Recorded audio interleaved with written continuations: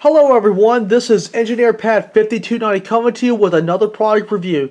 Today we're going to be reviewing the HO Scale Southern X262 Bay Window Caboose by Athearn ready to roll. The Bay Window Caboose was a very popular caboose among the railroads, and many railroads were using these cabooses. Southern being one of the most recognizable, the Baltimore and Ohio, Conrail, the Nickel Plate Railroad, and later Norfolk and Western, the Chicago and Northwestern, and many more. The Bay Window Caboose was very, very different among the Cupola Caboose and the Wide Vision Caboose. You see, the Wide Vision Caboose is on the right and the Bay Window was on the left side. The difference between these two are that the crew had to sit up on top of the Wide Vision and the Cupola Cabooses to see over the top of the train, and this actually became a falling hazard for the crew because the crew was up here in the tower. They would have to climb down to come to the bottom of the caboose. For the Bay Window, the crew can actually sit on either side of the caboose and inspect the train on either one of those sides. So the Bay Window was a completely new design, and this was very popular among American railroads. Southern had several road names for their cabooses. These were very popular among the Southern, and the Southern liked this design. Some of these Bay Windows were constructed by the Southern Railway at their own shops, and some of them were manufactured by other manufacturers of these cars. The X262, the X200 series, 260 through 271, were manufactured between 1973 and 1974 by Gant Manufacturing Company. These were very, very popular among the Southern, and the Gant manufactured a lot of these cabooses, and Fruit Growers Express and International Car Company were also other manufacturers.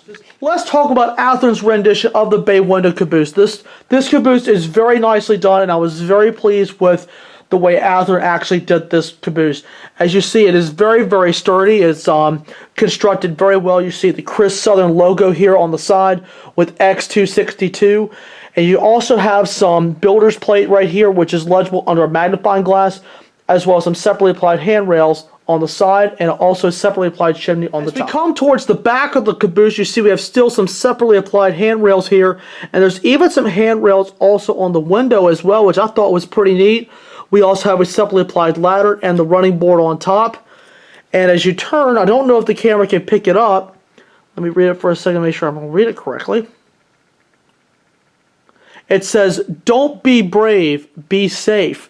And that is stamped right there on the side right there, which I thought was very cool. We even have the HO scale coupler that's there.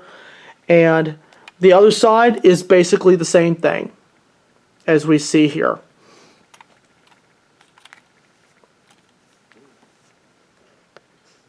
The paint job on this caboose is awesome looking. I didn't see any problems with the paint, with the Chris Southern logo and the classification number on there as well.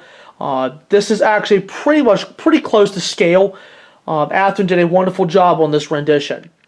And the last thing we'll do before we put this on the track is BFOTC, best feature of the caboose. Well, I got to say, it has to be the logo with the paint job, as well as all the separately applied details. So Athearn always hits home when it comes to separately applied details, and right behind them is Atlas. They are probably some of the best manufacturers that actually put the separately applied details on these cars to make them look as most realistic as possible.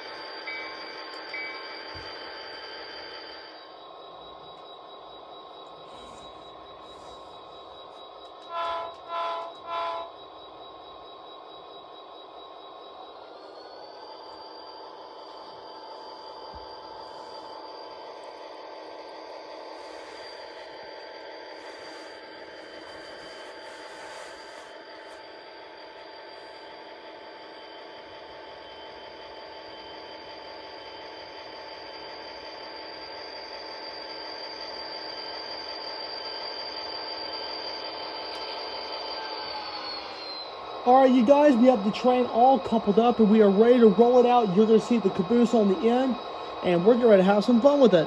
So let's go ahead and move it out.